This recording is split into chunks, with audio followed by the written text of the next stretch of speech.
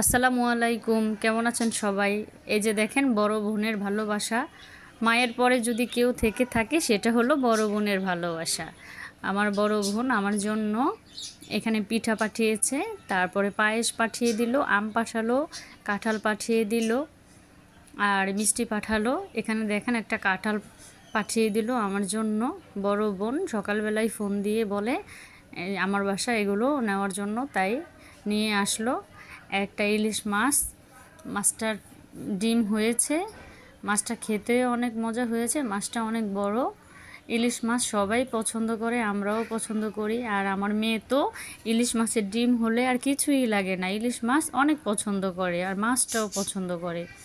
এখানে আমি রান্না করে নিলাম ইলিশ মাছ, ভালো করে মশলাটা কষিয়ে আমি এখানে রান্না করে নিলাম। মাছগুলো দিয়ে দিব।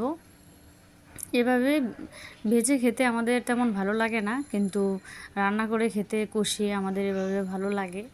এই যে রান্নাটা হয়ে গেল, দেখেন কত মজাদার হয়েছে রান্নাটা। আলহামদুলিল্লাহ অনেক মজা হয়েছে। এখানে একটু ভাজি করে নিলাম, একটা তরকারিতে তো হবে না, মিষ্টি কুমড়ো ভাজি করে নিলাম। আমার মেয়ে এই মিষ্টি কুমড়োর ভাজিটাও পছন্দ করে, অনেক পছন্দ করে।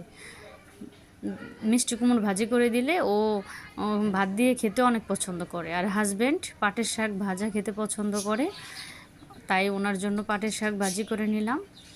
ভালো করে ভাজি করে নিলাম আমরা তিনজন। এগুলো দিয়ে দুপুরে লাঞ্চ হবে। এই যে আমি খাওয়ার জন্য সার্ভ করে নিলাম এখানে। আবার কিছু পিঠা ছিল প্রয়োজন করা, ওই পিঠাগুলো ভেজে নিলাম যেন সন্ধ্যায় নাস্তা একেবারে খাওয়া হয়, এজন্য পিঠাগুলো ভেজে নিলাম।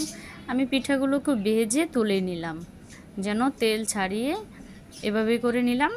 দেখেন মাশাল্লাহ পিঠাগুলো অনেক সুন্দর হয়েছে কালারটা। আমার ভিডিওটা যদি আপনাদের ভালো লাগে লাইক কমেন্ট করবেন, শেয়ার করবেন, পেজটা ফলো দিয়ে থাকবেন। আর পেজটা যদি অলরেডি ফলো দিয়ে থাকেন আপনাকে অসংখ্য ধন্যবাদ আমার ভিডিও দেখার জন্য। আল্লাহ হাফেজ, আসসালামু আলাইকুম।